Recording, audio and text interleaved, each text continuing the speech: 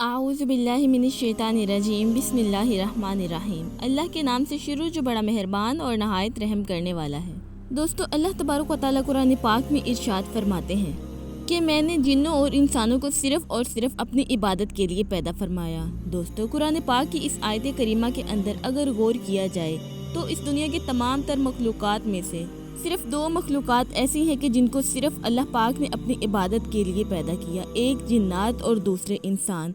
दोस्तों, ये बात तो हर कोई जानता है कि तमाम तर इंसान हज़रत आदम अलैहिस्सलाम की औलाद में से हैं, लेकिन आज की इस वीडियो में हम आपको बताएंगे कि तमाम तर जिन्नात और तमाम तर शयातीन किसकी औलाद हैं, इनका बाप कौन है और जिन्नात और शयातीन को किस तरह पैदा किया गया, और जिन्नात को अल्लाह तबारक व तआला ने इंसानों की तख्लीक से कितने हज़ार साल पहले पैदा किया। और जिस तरह अल्लाह तबारक व तआला ने इंसान की हिदायत के लिए अंबिया कराम को मबऊस फरमाया, क्या जिन्नात और शयातीन की हिदायत के लिए भी कोई अंबिया कराम तशरीफ़ लाए? दोस्तों, आज की इस वीडियो में हम आपको जिन्नात के बारे में तमाम तर मालूमात फराहम करेंगे कि जिन्नात को कब और कैसे तख्लीक किया गया, जिन्नात इस दुनिया के अंदर कितनी देर तक जिंदा रहते हैं और जिन्नात के पास कितनी ताकत और पावर होती है, और क़यामत के दिन अल्लाह तबारक व तआला जिन्नात के साथ क्या सलूक फरमाएंगे, और जिन्नात और शयातीन के अंदर क्या फ़र्क है। दोस्तों, इन तमाम तर सवालात के जवाबात कुरान और हदीस की रोशनी में आज की इस वीडियो में हम आपको बताएंगे, लिहाजा आपसे गुजारिश है कि हमारी इस वीडियो को एंड तक ज़रूर देखिएगा।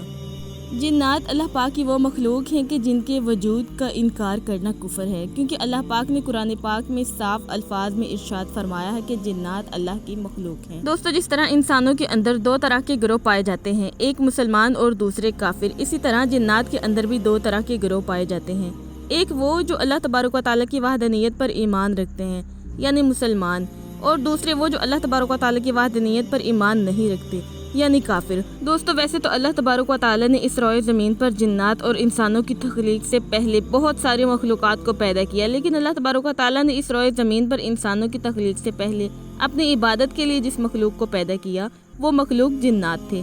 अल्लाह ताला ने जिन्नात को इंसानों की तख्लीक से तकरीबन 60,000 साल पहले पैदा किया। इस वक्त इस रोए ज़मीन पर तमाम तर जिन्नात राज करते थे। जैसे कि इस बात की तरफ इशारा करते हुए अल्लाह तबारक व तआला कुरान पाक के सूरह हिजर के अंदर कुछ यूँ इरशाद फरमाते हैं, और हमने इंसानों को खनकते हुए गारे से पैदा किया और जिन्नों को इससे भी पहले बेधुएं वाली आग से पैदा किया।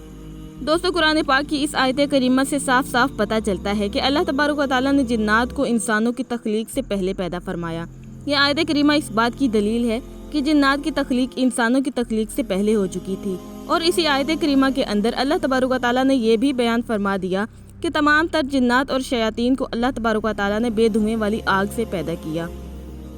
यानी तमाम तर जिन्नात आग से पैदा किए गए हैं और तमाम तर इंसान मिट्टी से पैदा किए गए। दोस्तों, जिन्नात के गिरोह में से कुछ जिन्नात ऐसे हैं जो अल्लाह तबारक व तआला के मुकर्रब और फरमा बरदार हैं और अल्लाह की ज़ात को मानने वाले हैं, और कुछ जिन्नात ऐसे हैं जो अल्लाह तबारक व तआला के मुनकिर हैं और नाफरमान हैं और अल्लाह तबारक व तआला की वहदानियत पर ईमान नहीं रखते। और यहीं पर जिन्नात की गिरोह की तकसीम हो जाती है। जो अल्लाह तबारक व तआला के मानने वाले जिन्नात हैं इनको जिन्नात कहा जाता है, और जो अल्लाह तबारक व तआला के मुनकिर और नाफरमान हैं इनको शयातीन कहा जाता है। और ये वो जिन्नात हैं जो अल्लाह तबारक व तआला की पाकीज़ा ज़ात को छोड़कर शैतान के पैरोकार बन गए और इसके साथी बन गए। और जिन्नात और शयातीन में एक बहुत बड़ा वाज़ेह फ़र्क ये भी है कि जिस तरह तमाम इंसानों को वक्त मुकर्रर पर मौत आती है, हर एक इंसान ने अपने अपने वक्त पर मौत का जायका चखना है, इसी तरह तमाम तर जिन्नात को भी वक्त मुकर्रर पर मौत आती है। जब इनकी ज़िंदगी का टाइम ख़त्म हो जाता है तब वो मौत का जायका चखते हैं और इस दुनिया से चले जाते हैं। लेकिन जिन्नात और शयातीन में फ़र्क ये है कि जिन्नात वक्त मुकर्रर पर मरते हैं, लेकिन तमाम तर शयातीन क़यामत तक जिंदा रहेंगे।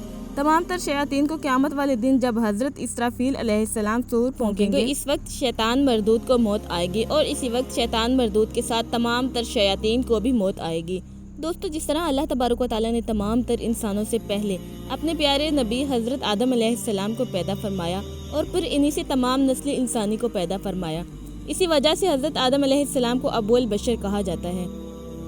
इसी तरह अल्लाह तबारक व तआला ने तमाम तर जिन्नात से पहले अलजान जिन को पैदा फरमाया, जिनसे तमाम नस्लें जिन्नात पैदा हुई, और इसी वजह से अलजान जिन को अबुल जन्नात कहा जाता है। ये तमाम तर जिन्नात का बाप है। दोस्तों, अल्लाह तबारक व तआला ने तमाम तर जिन्नात की तख्लीक आग से की है, और अल्लाह तबारक व तआला ने इंसानों के मुकाबले में जिन्नात को बहुत ज़्यादा ताकत और पावर अता फरमाई है। अल्लाह तबारक व तआला ने जिन्नात को ये ताकत अता फरमाई कि ये किसी भी इंसान की शक्ल इख्तियार कर सकते हैं और किसी भी इंसान के जिस्म में दाखिल हो सकते हैं। اور کسی بھی انسان کے جسم میں داخل ہو کر اس کے جسم پر قبضہ کر سکتے ہیں۔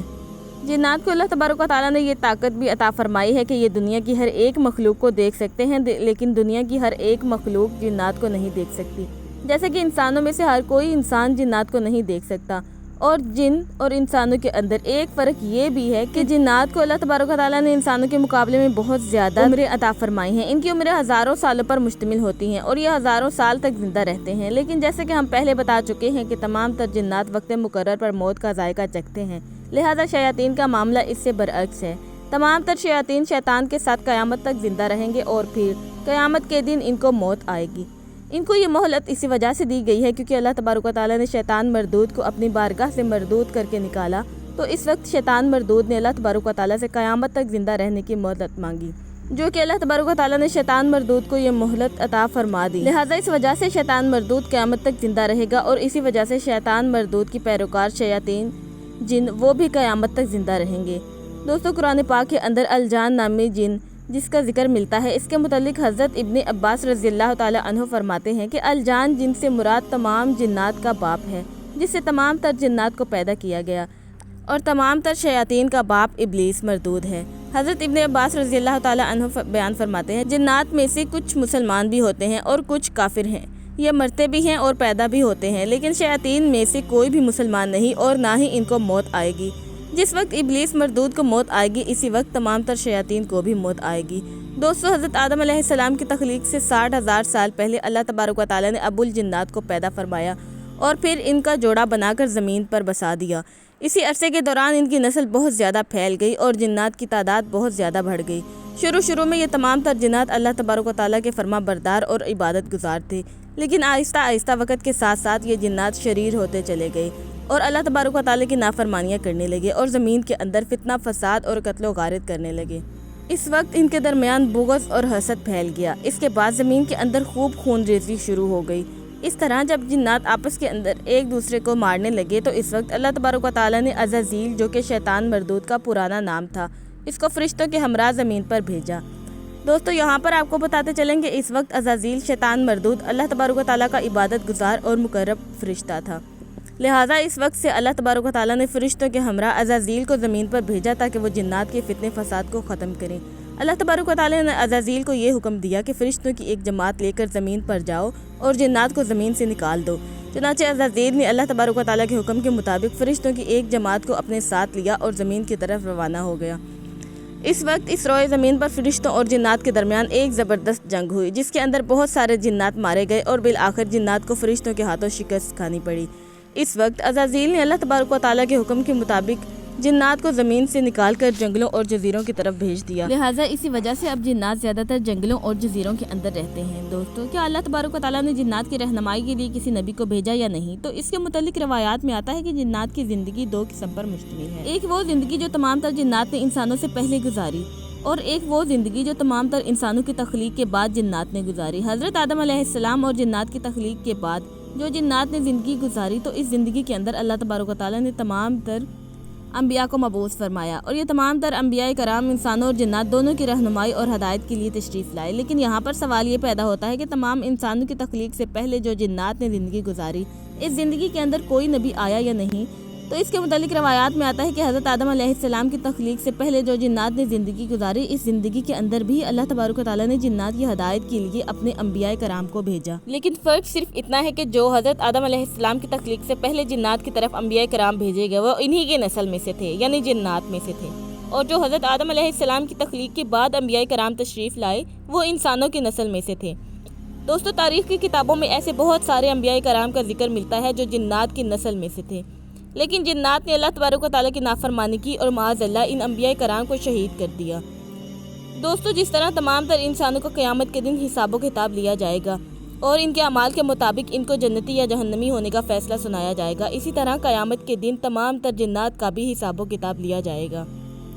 اور ان کو ان کے اعمال کے مطابق جنتی یا جہنمی ہونے کا فیصلہ سنا دیا جائے گا۔ لیکن شیاطین کا معاملہ اس کے برعکس ہوگا۔ تمام تر شیاطین شیطان مردود کے ساتھ جہنم میں جائیں گے اور ہمیشہ ہمیشہ کے لیے جہنمی ہی رہیں گے۔